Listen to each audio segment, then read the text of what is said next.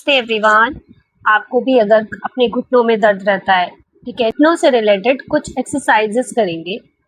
जिसको घुटनों में दर्द रहता है, जिसको सूजन आ जाती है, बहुत ज़्यादा देर अगर पैर फोल्ड करके रखो तो घुटने को सीधा करने में बहुत दिक्कत होती है। तो उसकी स्टिफनेस को कम करने के लिए और नीज के पेन से रिलैक्स पाने के लिए कुछ एक्सरसाइजेस करेंगे। आज पहली एक्सरसाइज देखेंगे। पहली एक्सरसाइज घुटने के नीचे तकिया लगाना, ठीक है। पिल्लो लेंगे, पिल्लो को घुटने के नीचे ऐसे लगाएंगे। अब आपको क्या करना है, या तो आप टॉवल का रोल भी बना सकते हैं। अब आपको क्या करना है, घुटने के नीचे पिल्लो को रखना है और घुटने को दबाना है। पिल्लो को दबाना है अपने घुटने के दबाव से। हाथों को ऐसे पीछे रख लो, कमर सीधी रखना, ठीक है। जब भी आप घुटना दबाओगे तो एक्सेल करोगे और पंजा अंदर की तरफ खींचना है। धीरे से रिलीज, वापस छोड़ दो। वापस घुटने से तकिए को दबाओ और पंजा अंदर की तरफ खींचो। जब भी आप पंजा अंदर की तरफ खींचेंगे, आपके काफ मसल्स में हल्का सा प्रेशर फील होगा, खिंचाव फील होगा।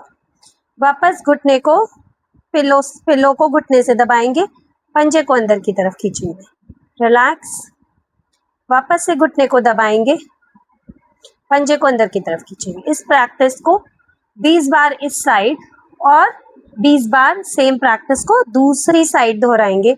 वही सेम तरीका, घुटने से पिल्लो को दबाना है, पंजे को अंदर की तरफ खींचना है एंड रिलैक्स। वापस दबाना है, अंदर की तरफ खींचना है एंड रिलैक्स। वापस घुटने को दबाना है, पिल्लो को दबाना है घुटने से, पंजे को अंदर की तरफ खींचना है, रिलैक्स। अच्छा सा खिंचाव आपको यहाँ पर फील होगा। Now will go for knee extension. पहले वाली एक्सरसाइज को 20 बार इधर और 20 बार इधर जब आप दोहरा लेंगे, उसके बाद सेकंड एक्सरसाइज पर आएंगे। थाई के नीचे फिंगर इंटरलॉक, कमर सीधा, ठीक है। जब भी आप घुटने को अपनी तरफ लेकर आएंगे, इनहेल, सीधा लेकर जाएंगे, एक्सेल, फीट आउटवर्ड पॉइंटेड। इससे आपकी हैमस्ट्रिंग, काफ मसल्स मजबूत होगी। जब भी हम घुटने के आसपास की मसल्स को मजबूत करते हैं तो हमारी नीज की स्ट्रेंथनिंग ऑटोमेटिक होती है।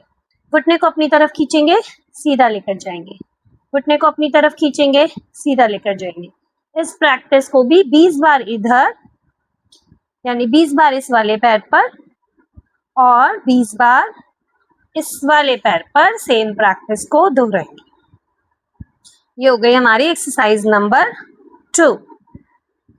सेम प्रैक्टिस को वेरी जेंटल मूव, हरी नहीं करना, जल्दबाजी नहीं करना। घुटने को अच्छे से खींचो अपनी तरफ एंड स्ट्रेट, घुटने से अच्छे से अपनी तरफ खींचो एंड स्ट्रेट।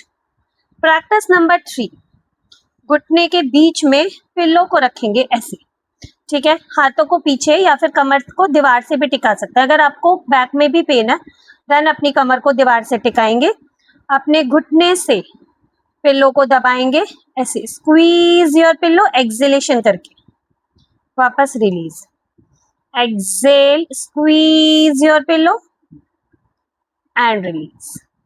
इस प्रैक्टिस को भी आप 20 बार दोहराएंगे। अगर आपको बहुत ज्यादा पेन आ रहा है घुटने में तो हल्का सा पिल्लो को ऊपर थाइस की तरफ कर लेना और then you can squeeze your pillow and release, squeeze your pillow and release. जो भी मूवमेंट आप करेंगे, वेरी जेंटल मूव, बहुत ज्यादा जल्दबाजी नहीं करनी, जेंटल मूव। 20 काउंट्स कंप्लीट होने के बाद आप अपने पैरों को थोड़ी देर रिलैक्स करेंगे, रिलैक्स, रिलैक्स, रिलैक्स, रिलैक्स। बहुत आसान प्रैक्टिस आपके घुटने के लिए। कभी भी आप बैठे हैं, बेड पे बैठे हैं, फोन स्क्रॉल कर रहे हैं, ज्यादा एफर्ट नहीं लगेगा। पंजों को अंदर और बाहर, अंदर और बाहर। कमर को आप बेड के सिराने भी टिका सकते हैं, दीवार पर भी टिका सकते हैं। पंजों को अंदर बाहर, अंदर बाहर। यह आपकी काफ मसल्स को स्ट्रेंथ देता है, ठीक है। आपके पूरे पैर को स्ट्रेंथ देता है, एज वेल एज आप नोट करेंगे आपकी नीज में और आपके थाइज में, क्वाड्स में भी मूवमेंट फील हो रही है। Very good practice for knees.